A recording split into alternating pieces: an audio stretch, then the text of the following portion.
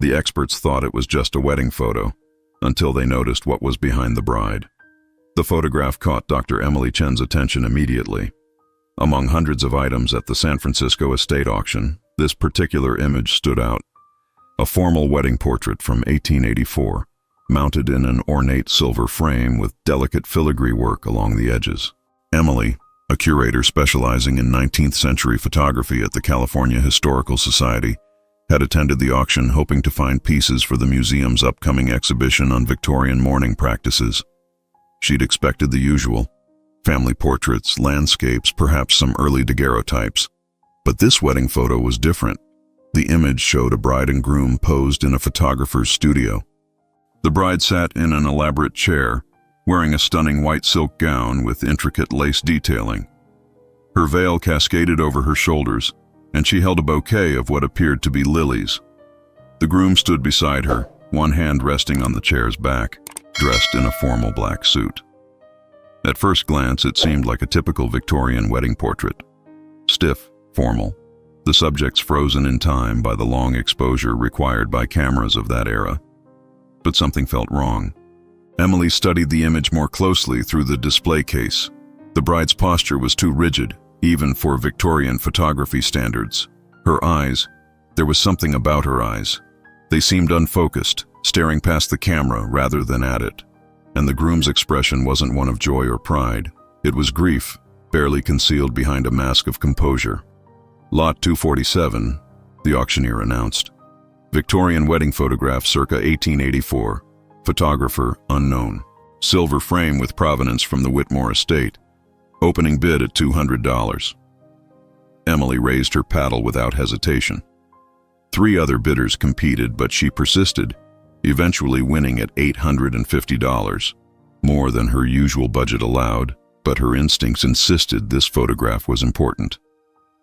An hour later, Emily sat in her car in the auction house parking lot, the photograph carefully wrapped in acid-free tissue on the passenger seat. She couldn't explain why she'd been so determined to acquire it. She'd seen thousands of Victorian photographs in her 15-year career. Wedding portraits were common enough, but this one was different. This one was hiding something.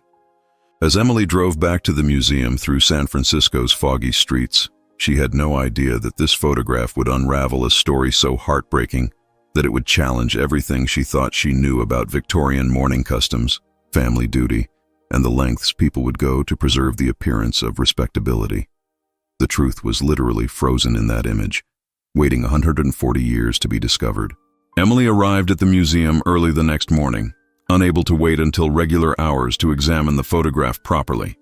She carried it directly to the conservation lab, where she had access to high-resolution scanning equipment and specialized lighting that could reveal details invisible to the naked eye. She carefully removed the photograph from its frame.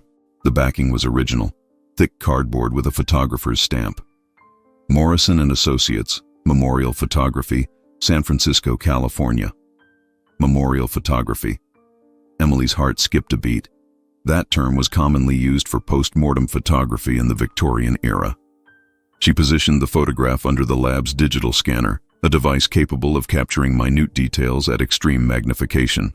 As the scan processed, Emily made notes on the visible elements: the studio backdrop, the furniture, the couple's clothing, the flowers.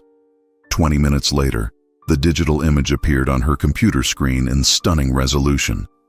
Emily began zooming in, section by section, and with each detail she examined, her suspicions grew stronger. The bride's hands first. They were positioned carefully in her lap, holding the lily bouquet, but the fingers appeared stiff, almost waxy. The skin tone was slightly different from her face, paler, with a subtle discoloration that Victorian photographers often tried to mask with powder and careful lighting. Emily moved to the bride's face. Her eyes, now magnified, showed no catchlight, that tiny reflection of light that appears in living eyes. Her pupils were fixed and dilated. Her lips, carefully painted with what appeared to be rouge, had a bluish tint underneath the cosmetic. Then Emily noticed the chair. Behind the bride, partially hidden by the elaborate backdrop curtain, was a metal framework, a posing stand. These devices were common in Victorian photography to help subjects remain still during long exposures. But this one was different. It wasn't just supporting the bride's back. It appeared to be holding her upright entirely. Emily's hands trembled as she zoomed in on the area behind the bride's head. There, barely visible in the shadows, was another detail. What looked like a thin wire or support running up the back of the chair, positioned where it would hold the head in place. She moved to examine the groom. His expression, now that she could see it clearly, was unmistakable. Profound grief mixed with something else. Guilt, resignation. His hand on the chair wasn't a casual pose. His knuckles were white, gripping the wood as if it were the only thing keeping him standing. Emily sat back, her breath shallow. This wasn't a wedding photograph. This was a post-mortem portrait staged to look like a wedding that never happened. But why? What circumstances would drive a family to create such an elaborate deception? Emily spent the next several days researching Morrison and Associates. The name had appeared in San Francisco business directories from 1878 to 1891, listed under Photography Memorial Services. This was a specialty studio that focused exclusively on post-mortem photography, a common and accepted practice in the Victorian era, when photographing the deceased was often the only way families could preserve their image. But Morrison and Associates had another distinction. According to period newspaper advertisements Emily found in the San Francisco Chronicle archives, they offered commemorative portraiture for all occasions, preserving dignity and memory, with artistic sensitivity and discretion. The phrase "all occasions" was interesting. Most post-mortem photographers advertised specifically for funeral portraits, children's memorial photos, or family remembrance images. Morrison's deliberately vague language suggested they took on unusual commissions. Emily contacted the San Francisco Genealogical Society, hoping to find information about the Whitmore family, the estate where the photograph had been found. A researcher named David called her back within 2 days. The Whitmores were prominent in San Francisco society from the 1870s through the early 1900s, David explained. Made their fortune in shipping and real estate. I found several mentions in society columns, charity events, that sort of thing. Any mention of a wedding in 1884? Emily asked. Actually, yes. Let me pull up my notes. She heard papers rustling. Here it is. There was a wedding announcement in the Chronicle for June 1884. Victoria Whitmore, daughter of Richard and Eleanor Whitmore, was to marry James Ashford, son of the Ashford banking family. It was supposed to be the social event of the season. 2 of San Francisco's wealthiest families united. Supposed to be. That's the interesting part. The announcement ran, but I can't find any coverage of the actual wedding. No society column write-up, no guest lists, nothing. That's unusual for such a prominent family. Those events were always covered extensively. Emily's pulse quickened. What happened to Victoria Whitmore? That's where it gets strange. Her death certificate is dated June 15, 1884, the same date as the scheduled wedding. Cause of death listed as typhoid fever. She was 22 years old. Emily closed her eyes, the pieces beginning to fall into place. And James Ashford. Never married, lived until 1923, died at 61. Spent most of his life doing charitable work, particularly supporting hospitals and disease prevention programs. There's a wing at San Francisco General named after him. After hanging up, Emily pulled the photograph back out and studied it with new understanding. Victoria Whitmore had died on her wedding day, and somehow her family had commissioned this portrait to create the illusion of a wedding that never was. But why go to such elaborate lengths? And what role had James Ashford played in this deception? Emily stood outside the former Whitmore mansion on Nob Hill, now converted into luxury apartments. The Victorian structure had survived the 1906 earthquake and fire, though it had been significantly renovated over the decades. Still, the facade retained its original grandeur, tall bay windows, ornate molding, and a sweeping staircase leading to an imposing front entrance. She'd arranged to meet with the building's current property manager, a man named Robert Chen, who'd agreed to show her the historical records kept in the building's basement archive. The Residents Association maintains everything, Robert explained as he led her down a narrow stairway. Part of the building's historic designation requirements. We have documents dating back to the original construction in 1875. The basement archive was climate-controlled and surprisingly well organized. Metal filing cabinets lined one wall, each labeled by decade. Robert pulled open the drawer marked 1880-1889. What specifically are you looking for? Anything related to June 1884, Emily said, particularly involving the Whitmore family's daughter, Victoria. Robert's expression changed slightly. Oh, the tragedy. You know about it? I've read through most of these files over the years. It's part of my job, and honestly, the history is fascinating. The Victoria Whitmore story is, well, it's heartbreaking. He pulled out a folder and handed it to Emily. Inside were newspaper clippings, personal letters, and what appeared to be household accounts from that period. The first document was a letter dated May 1884, written by Eleanor Whitmore to her sister in Boston. Emily read it carefully. Dearest Margaret, preparations for Victoria's wedding proceed, though I confess my heart is heavy with foreboding. She has been unwell for the past fortnight, fever, weakness, loss of appetite. The doctor assures us it is merely wedding nerves, that many young brides experience such symptoms. James visits daily, bringing flowers and sitting by her bedside, reading to her. He is devoted, Margaret. She could not ask for a better match. The wedding must proceed as planned. Too much has been arranged, too many commitments made. Richard insists that Victoria will recover in time. I pray he is right. Emily felt a chill run down her spine. The mother had known something was wrong, but social pressure and family obligation had overridden her maternal instincts. The next letter was dated June 10, 1884. Margaret, Victoria worsens daily. The doctor now suspects typhoid fever. He recommends postponing the wedding, moving her to a sanitarium where she can receive proper care. But Richard refuses. He says the scandal of postponement would be unbearable, that both families would be humiliated, business arrangements disrupted. He believes Victoria is strong enough to endure the ceremony, that she can rest and recover afterward. Emily's hands trembled as she continued reading. Robert watched Emily's reaction to the letters with sympathy. There's more, he said quietly, pulling out another folder. These were found during a renovation in 1998, hidden in a wall cavity in what used to be Victoria's bedroom. The construction crew almost threw them away, but the foreman recognized they might be historically significant. This folder contained letters written by James Ashford to Victoria during her illness. Emily read them with growing emotion.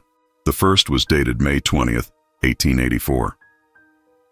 My dearest Victoria, I brought you white roses today, your favorites. You smiled when you saw them, though I could see the effort it cost you. Your mother tells me you slept poorly again last night.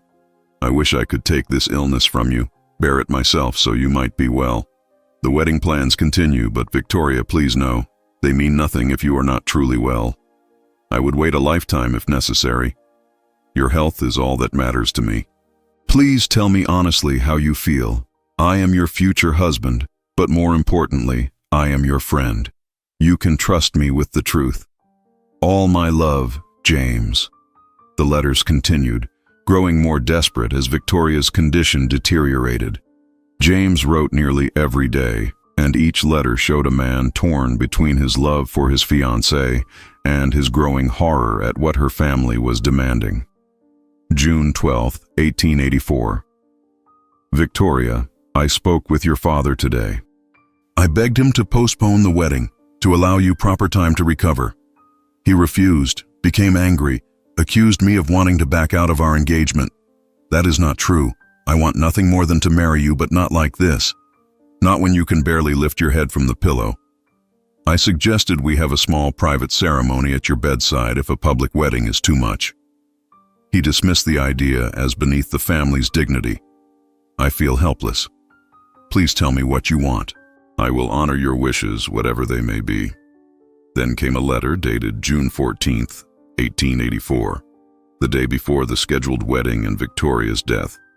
My love, I visited you today and found you unconscious. Your mother sat beside your bed, weeping. The doctor was there and he took me aside. He told me you were dying, that you have perhaps hours, maybe a day at most. I asked if there was anything to be done. He said no, that the fever has progressed too far, that your organs are failing. I asked your father again to cancel tomorrow's ceremony. He refused. He said the arrangements are made, the guests expected, that canceling now would create a scandal that would destroy both our families' reputations. He said we would proceed as planned, that if you are gone before tomorrow, he will handle it discreetly. I don't understand what he means. I don't want to understand. Victoria, if you can hear me somehow, please know that I love you. I would have been proud to be your husband. You deserved so much better than this. James. Emily wiped tears from her eyes. Robert handed her a tissue box without comment. The final letter was dated June 16th, 1884, the day after Victoria died. I don't know why I'm writing this. You're gone. Yesterday morning your mother came to my hotel and told me you had passed during the night. She said the wedding would still take place, but differently than planned. I didn't understand until I arrived at the photographer's studio. Morrison had prepared everything. They had dressed you in your wedding gown. They had positioned you in a chair. They asked me to stand beside you. They wanted to create a photograph of our wedding day. I refused. I told them it was grotesque, disrespectful, wrong. Your father threatened to ruin my family's bank if I didn't comply. He said both families needed this image, needed proof that the wedding had happened, needed to save face before society. So I stood there. I stood beside the woman I loved, the woman who had died the night before, and I let them photograph us as if we were newly married. I have never felt such shame, such disgust with myself. I am weak. I am a coward. You deserved a man who would have defied your father, who would have protected you even in death. Instead, you got me. I will never forgive myself. I will never marry. How could I? The only woman I ever loved is dead, and I betrayed her memory for the sake of social propriety. This will haunt me until my own death. I am so sorry, Victoria. I am so sorry. Emily knew she needed to find more information about Morrison and Associates and how they had executed such an elaborate post-mortem portrait. She contacted the San Francisco Public Library's Special Collections Department, which housed archives of local businesses from the 19th century. A librarian named Susan helped her search through boxes of records from defunct photography studios. After 2 days of searching, they found it, a journal kept by Thomas Morrison himself, documenting his most significant commissions from 1880 to 1890. The entry for June 15, 1884, was extensive. Received urgent commission from Richard Whitmore this morning. Most unusual circumstances. His daughter Victoria died during the night from typhoid fever. She was to be married today to James Ashford. Whitmore insists on creating a wedding portrait despite the young woman's death. He is willing to pay triple my usual rate for absolute discretion and technical excellence. I have done memorial photography for 20 years. I have photographed hundreds of deceased persons, mostly children and infants, helping grieving families preserve a final image. This is different. This is not about grief or memory. This is about social obligation and preserving appearances. I explained the technical challenges. Post-mortem photography typically shows the deceased at rest, lying down or seated in a natural repose. Creating an image where the subject appears alive and participating in an event is far more complex. The eyes are the most difficult. They lose their luster within hours of death. I would need to use careful lighting and potentially touch up the negative afterward. Whitmore agreed to all conditions. He provided Victoria's wedding gown, which his wife and her lady's maid dressed the body in at the family home. The body was transported to my studio before dawn to avoid attention. My assistant and I worked quickly.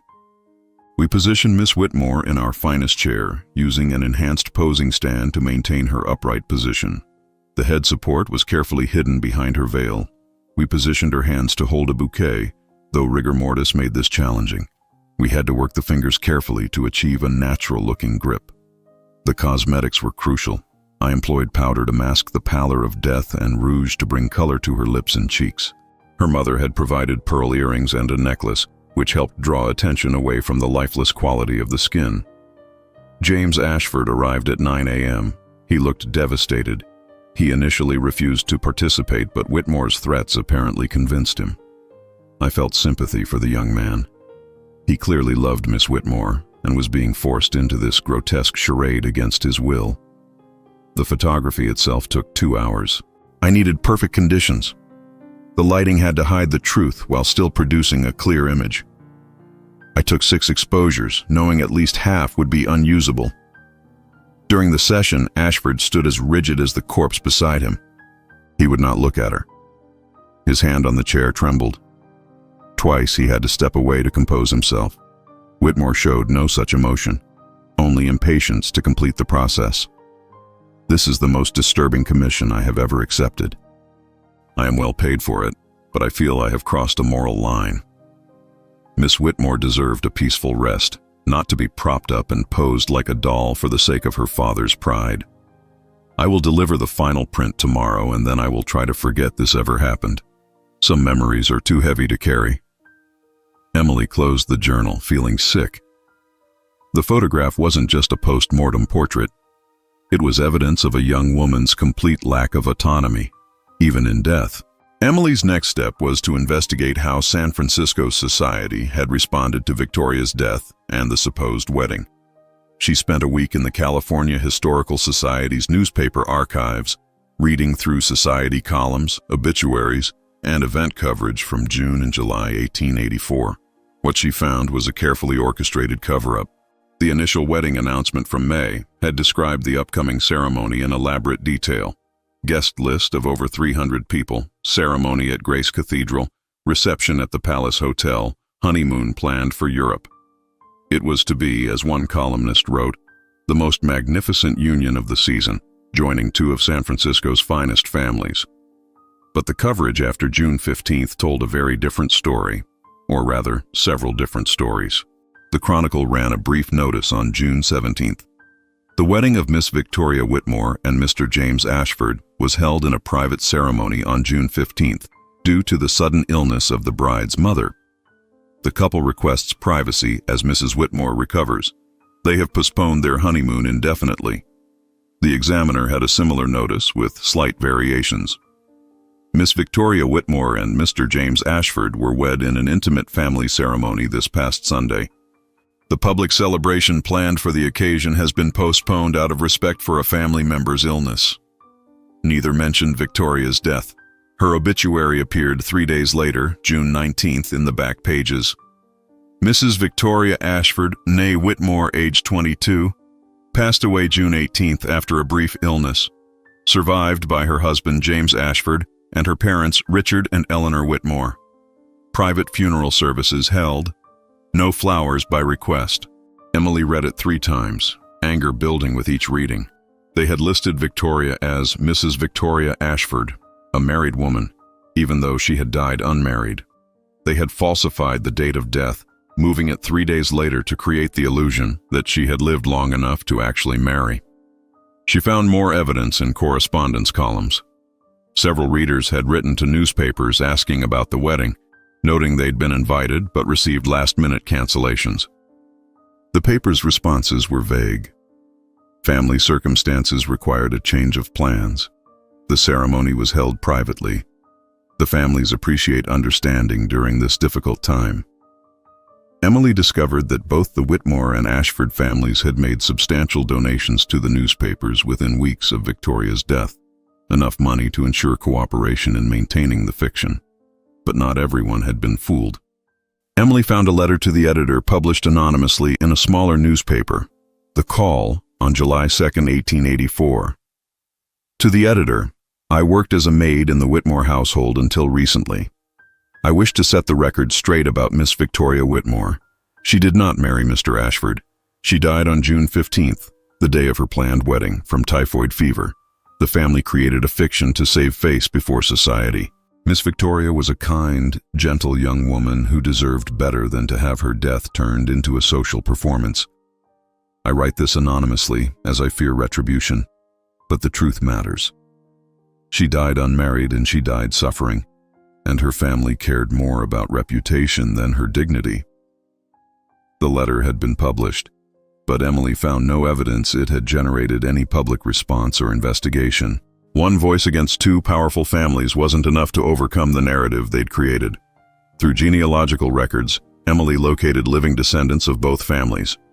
The Ashford line had continued through James's younger brother, and Emily contacted his great-great-grandson, Michael Ashford, who lived in Portland. When she explained her research, Michael was immediately forthcoming. "My family has known the truth for generations," he said over the phone. James never kept it secret from his brother. He told him everything: the forced photograph, the guilt, all of it.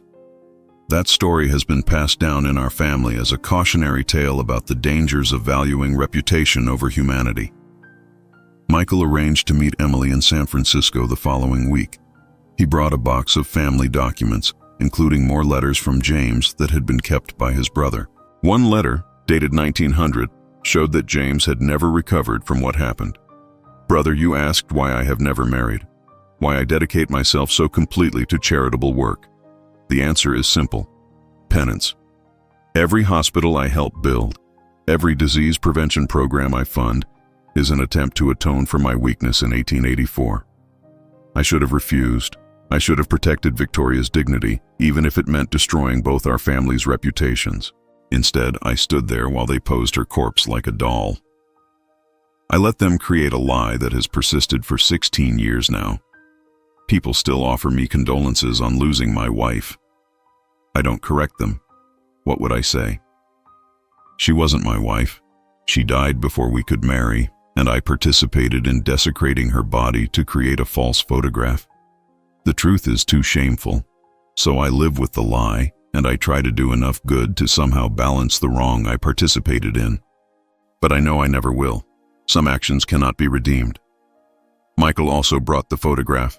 His family had kept a copy, the same image Emily had found at the auction. James kept this in his study until he died. Michael explained. "Not displayed, but in a drawer. My great-grandfather said James would take it out sometimes and just sit there, staring at it, crying. He died of a heart attack in 1923, sitting at his desk with this photograph in front of him." Emily then contacted descendants of the Whitmore family. She found Eleanor Whitmore's great-great-granddaughter, Sarah Morrison, ironically sharing the photographer's surname through marriage, living in Sacramento. Sarah's response was very different from Michael's. When Emily explained her research, Sarah was defensive. "I don't know why you're dredging this up," Sarah said coldly. "It was 140 years ago. Everyone involved is long dead. What's the point of exposing family pain now?" Emily tried to explain that this was about historical accuracy and honoring Victoria's memory, but Sarah refused to meet or provide access to any family documents. "My great-great-grandmother Eleanor suffered terribly over Victoria's death," Sarah said. "She spent the rest of her life donating to medical research and hospitals. She did good things. Why do you need to tarnish that by focusing on one terrible decision made during an unimaginable tragedy?" Emily understood the defensive reaction but couldn't agree.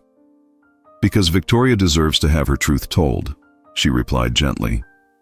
"She deserves to be remembered as she was, not as the fiction her father created." Sarah hung up without responding. Emily decided to publish her findings. She wrote a comprehensive article for the Journal of American Historical Photography, detailing everything she'd discovered: the photograph itself, the technical analysis proving it was post-mortem, Morrison's journal entries, James Ashford's letters, the newspaper cover-up, and the broader context of Victorian social pressures. The article was titled "Death and Deception: How a San Francisco Family Staged a Wedding That Never Was." The response was immediate and intense. The story was picked up by national media. The San Francisco Chronicle, ironically one of the newspapers that had helped perpetuate the original lie, ran a front-page story. "Victorian-era scandal uncovered. Prominent families created elaborate death photo deception." Emily appeared on several morning news programs, carefully explaining the historical context of post-mortem photography, while emphasizing the unique and disturbing nature of this particular case. Post-mortem photography was normal and accepted in Victorian America, she explained to one interviewer. Families photographed deceased loved ones, especially children, as a way to preserve their memory. It was often the only photograph they would ever have. But this case is different. This wasn't about preserving memory or honoring the dead. This was about maintaining social appearances and denying a young woman's reality, even in death. The photograph itself became the center of attention. When shown on screen with Emily's analysis highlighting the posing stand, the lifeless eyes, and James's expression of grief, viewers were disturbed and fascinated in equal measure. Ethicists and historians debated the case. Some argued that exposing such private family tragedy was unnecessarily cruel to descendants. Others insisted that historical truth mattered, especially when it revealed the extreme pressures women faced in Victorian society. One historian of Victorian culture, Dr. Patricia Holmes, wrote an opinion piece supporting Emily's research. The Victoria Whitmore case is important because it shows how far families would go to maintain social status, even to the point of denying death itself. This young woman was denied agency in life, forced into an arranged marriage despite being gravely ill, and then denied dignity in death. Her story matters because it represents countless other women whose lives were controlled entirely by family and social obligation. The California Historical Society received dozens of calls from people reporting similar family stories, whispered tales of relatives whose deaths had been hidden or misrepresented, of women who died under mysterious circumstances that families never discussed. One woman calling from Los Angeles told Emily about her great-great-aunt who had supposedly died in childbirth in 1890, but family rumors suggested she'd actually died from a botched abortion after being assaulted. The family had created an elaborate fiction to avoid scandal. Another caller described finding a photograph in her grandmother's attic showing a formal family portrait where one child's expression seemed wrong. Research revealed the child had died days before, and the family had posed the body with living siblings for a family portrait. Emily realized Victoria's story had opened a door, allowing other silenced stories to finally emerge. 6 months after Emily's article was published, the California Historical Society opened a new permanent exhibition titled Hidden Truths: Victorian Women and the Price of Propriety. The centerpiece was Victoria Whitmore's photograph, but now displayed with full context and honesty. The exhibition text beside the photograph read, Victoria Whitmore, 1862-1884. This image is not a wedding portrait, but a post-mortem photograph staged to create the illusion of a marriage that never occurred. Victoria died of typhoid fever on June 15, 1884, the morning of her planned wedding to James Ashford. Her father, prioritizing social reputation over his daughter's dignity, commissioned photographer Thomas Morrison to create this elaborate deception. Victoria was dressed in her wedding gown, positioned with a posing stand, and photographed alongside her living fiancé to satisfy social obligations and avoid scandal. This photograph represents the complete lack of autonomy many Victorian women experienced, controlled by family and society in life, and even manipulated in death. Below the main photograph, the exhibition displayed several of James Ashford's letters, Morrison's journal entry, and newspaper clippings showing both the false story and the eventual truth. A separate panel honored Victoria herself, using information Emily had gathered from family letters and personal documents. Victoria Whitmore was described by those who knew her as intelligent, creative, and kind. She enjoyed painting and poetry. She had wanted to attend college but was forbidden by her father, who considered higher education inappropriate for women. She became engaged to James Ashford in 1883, an arrangement made by their families for business and social reasons. Letters suggest Victoria and James developed genuine affection for each other, despite the arranged nature of their engagement. She fell ill in May 1884 but was not allowed to postpone the wedding. She died at age 22, her last weeks spent too sick to resist her family's plans for her. The exhibition also included a section on James Ashford's later life. James Ashford never married after Victoria's death. He spent his considerable wealth funding hospitals, disease prevention programs, and women's health initiatives. He established the Victoria Whitmore Memorial Fund in 1890, which provided free medical care to low-income women in San Francisco. Though he never publicly explained his motivation, family letters reveal his decades-long guilt over his participation in the post-mortem photograph. He died in 1923, reportedly with Victoria's photograph on his desk.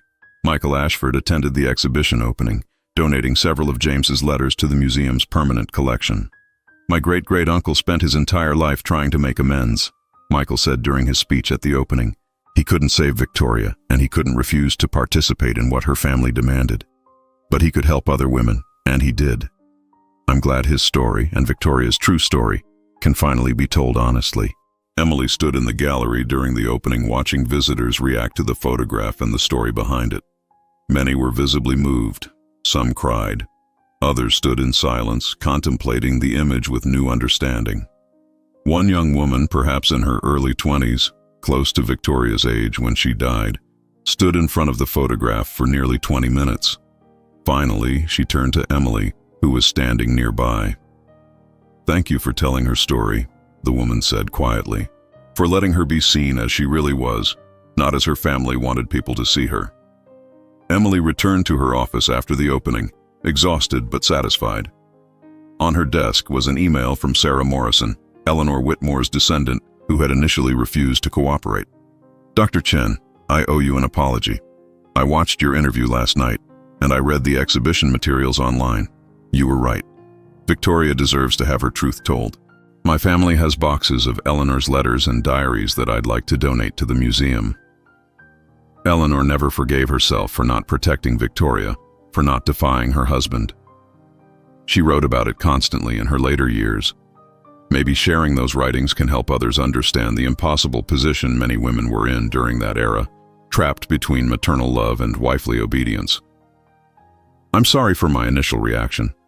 Thank you for honoring Victoria's memory with such respect and care." Emily smiled and began drafting a response. The work of uncovering hidden histories was never truly finished. Every photograph, every document, every silent story represented a person whose truth had been buried for the sake of propriety or convenience. But one by one, those truths could be restored. One by one, the silenced could speak again. Victoria Whitmore's photograph would never again be mistaken for a simple wedding portrait. It would stand as a testament to a young woman who deserved better, and to the countless others whose stories still waited to be discovered, their truths still hidden in the shadows of old photographs, waiting for someone to look closely enough to see what was really there. The work continues. The truth always finds a way to emerge, eventually. And Emily would be there to help it surface, one photograph at a time,